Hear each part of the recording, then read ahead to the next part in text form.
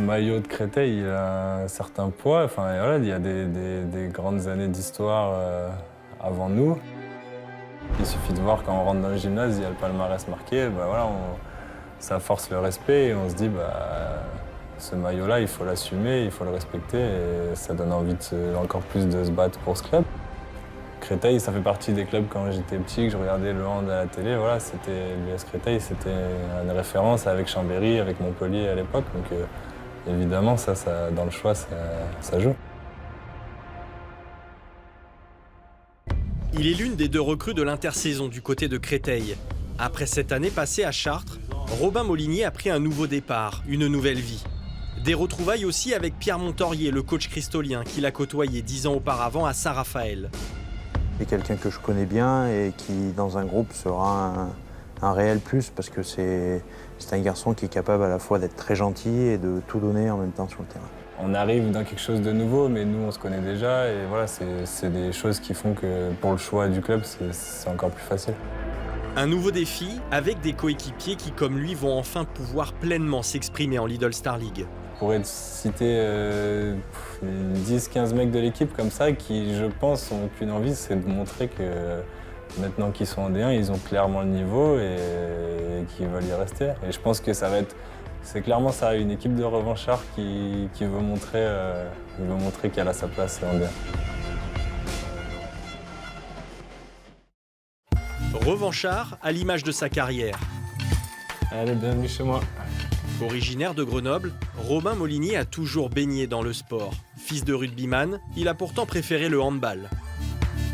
Dès 6 ans, j'allais voir les matchs de mes frères, de mes cousins, et j'étais sur le terrain avec mon ballon à essayer de faire comme eux. Et voilà, j'ai tout de suite suivi le chemin. Et non, j'ai pas trop touché à d'autres sports, quoi.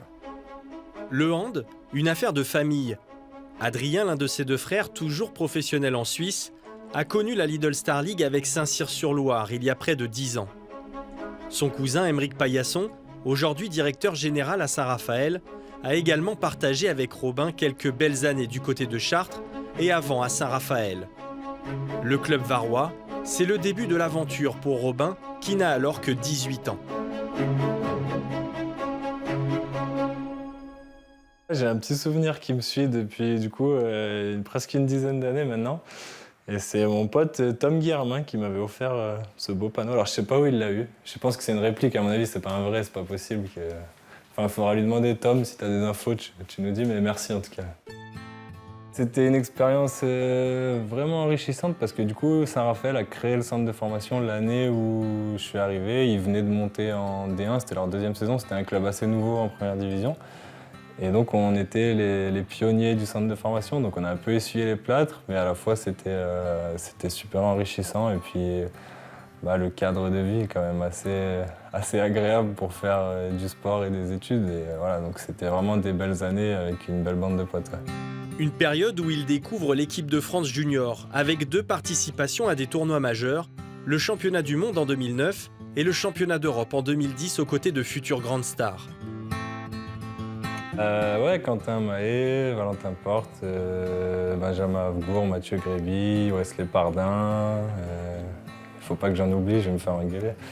Pour moi, c'est des souvenirs incroyables parce que voilà, porter ce maillot, même si c'est pas le maillot des A, c'était une immense fierté, la Marseillaise. Et puis, je crois que tous les handballeurs diraient ça, c'est des souvenirs inoubliables. Une belle équipe sur le papier, mais bon, on n'a jamais réussi à accrocher une médaille ou un titre ou un podium. Maintenant, j'ai l'impression que c'est devenu limite une habitude pour les équipes de France jeunes et juniors. Petite pasta. En 2010, Robin Molinier n'a pas encore 20 ans et il a de l'appétit. Mais le maillot tricolore ne lui permet pourtant pas de lancer sa carrière à Saint-Raphaël sur un poste de demi-centre arrière-gauche très convoité.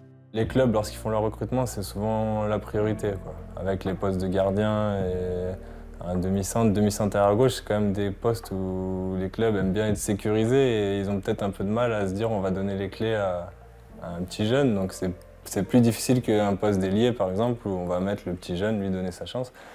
Voilà, c'est le jeu.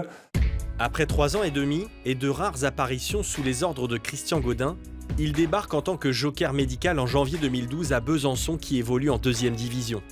Voilà, le changement de statut, passer du petit jeune dans son club formateur à voilà, être professionnel, avoir des responsabilités. Et ça m'a fait beaucoup de bien de passer cette étape-là, de sentir qu'on est vraiment important dans un groupe. Et ces 6 mois-là ont été super enrichissants et ça s'est très bien passé. Donc pour moi, c'était rapide, mais c'était un super souvenir. 12 matchs disputés, 40 buts inscrits en 6 mois, des stats qui lui permettent de rejoindre l'été suivant Chartres, qui veut rapidement monter dans l'élite. Une ambition qui voit le jour 3 ans plus tard.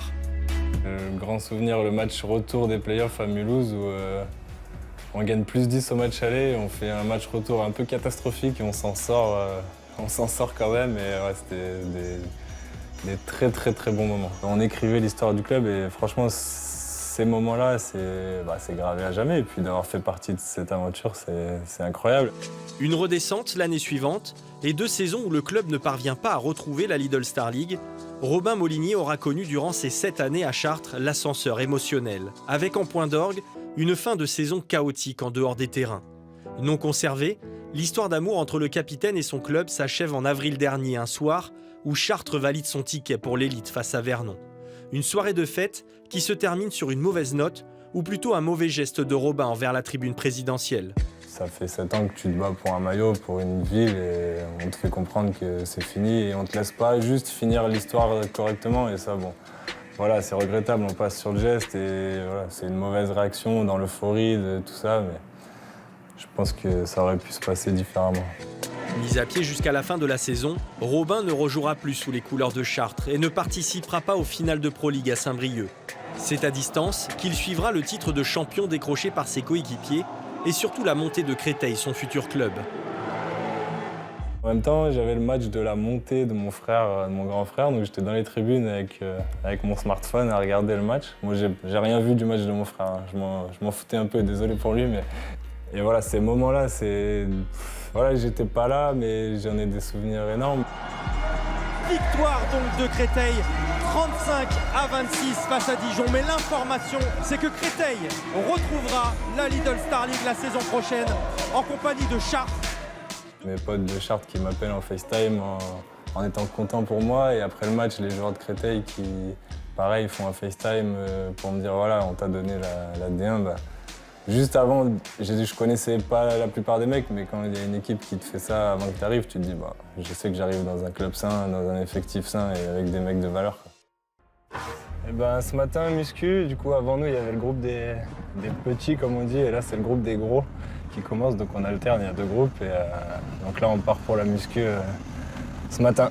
Voilà. Ça va, Romain ?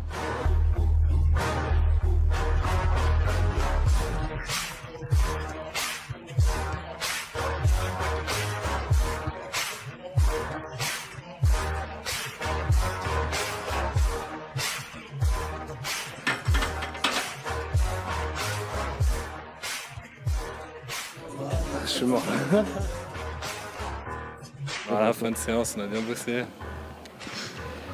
C'est important. Bah ouais, c'est pas le plus marrant, mais bon, faut passer par là. Fin de la muscu, du coup maintenant direction la cantine.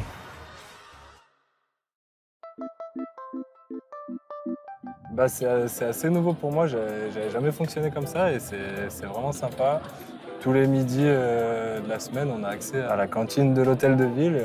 Souvent, on se retrouve une bonne dizaine de joueurs et on mange ensemble le midi. Ce qui va faire qu'on va vite s'intégrer, s'adapter, c'est tous les moments extra-hand, hors du terrain, où voilà, on va apprendre à se connaître sur autre chose que le hand. Donc, ce moment-là du midi à la cantine, bah, ouais, évidemment, il permet de s'intégrer encore plus vite, donc c'est cool. Son expérience emmagasinée durant toutes ces années permet aujourd'hui à Robin de s'installer comme un cadre dans l'effectif cristolien. S'il est l'un des meilleurs buteurs de son équipe, il se focalise surtout sur l'intérêt collectif avec comme objectif le maintien dans l'élite. La semaine prochaine face à Nantes, il espère un premier succès à domicile cette saison, une manière de prouver que ce promu, à son image, a de l'ambition et les armes pour rester en Lidl Star League.